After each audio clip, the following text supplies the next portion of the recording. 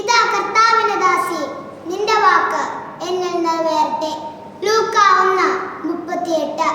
ഈശോയിൽ പ്രിയരെ, ഇതാ കർത്താവിന്റെ ദാസി എന്നുള്ള വാക്കാൽ ദൈവത്തിനു മുമ്പിൽ സമ്പൂർണ്ണ സമർപ്പണം നടത്തിയ പരിശുദ്ധ കന്യകാമറിയം ലോകരക്ഷകന് ഭൂമിയിലേക്ക് വരാനുള്ള പാത തുറക്കുകയായിരുന്നു.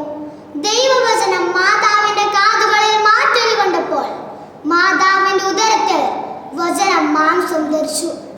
അതെ, മാതാവിന്റെ ഉദരം ആദ്യത്തെ സക്രാരിയായി. നിർമ്മലതയുടെയും ആനന്ദത്തിന്റെയും ഒരു സുവർണകാലം ലോകത്തിനുണ്ടായിരുന്നു. അതായിരുന്നു ആദ്യ മനുഷ്യന്റെ പർദീസ.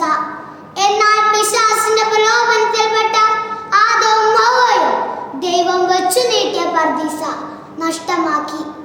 പാലും തേനും ഒഴുകുന്ന പർദീസ നഷ്ടത്തിന് പൈശാചിക പ്രലോഭനത്തിൽപ്പെട്ട ഒരു സ്ത്രീ കാരണഹേതുവായെങ്കിൽ ദൈവരാജ്യത്തിന്റെ വീണ്ടെടുക്കലിന് പ്രധാന ഭാഗമായി മറ്റൊരു സ്ത്രീയെ തിരഞ്ഞെടുത്തത് ദൈവിക പദ്ധതിയല്ലാതെ മറ്റൊന്നല്ല. സമയത്തിന്റെ പൂർണ്ണതയിൽ മഹത്വത്തിന്റെ സിംഹാസനത്തിൽ നിന്ന് പ്രഭ ചൊരിഞ്ഞുകൊണ്ട് ഗബ്രിയേൽ ദൂതൻ നസ്രത്തിലെ ഒരു കന്യകയ്ക്ക് പ്രത്യക്ഷനായി. ദൂതൻ അവളോട് ചോദിച്ചു, ഭൂമിയിൽ മനുഷ്യരൂപം അണിയുവാൻ അത്യുന്നതനായ ദൈവത്തെ സ്വാഗതം ചെയ്യാമോ?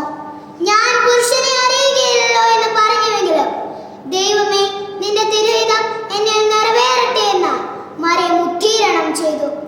സൃഷ്ടികർമ്മത്തിൽ വെളിച്ചമുണ്ടാകട്ടെ എന്ന് ഉത്തരിച്ചതിനേക്കാൾ മഹത്തരമായ ഒന്ന് പ്രപഞ്ചത്തിൽ സംഭവിച്ചു. സൂര്യനേക്കാൾ തേജോമയനായ ദൈവപുത്രൻ തിരുഹിതം നിറവേറട്ടെ എന്ന വാക്യം കൊണ്ട് മനുഷ്യവംശത്തിലുള്ള ദൈവിക ദാനങ്ങളുടെ പൂർണ്ണ സംവാഹിയായി തീർന്നു പരിശുദ്ധ അമ്മ.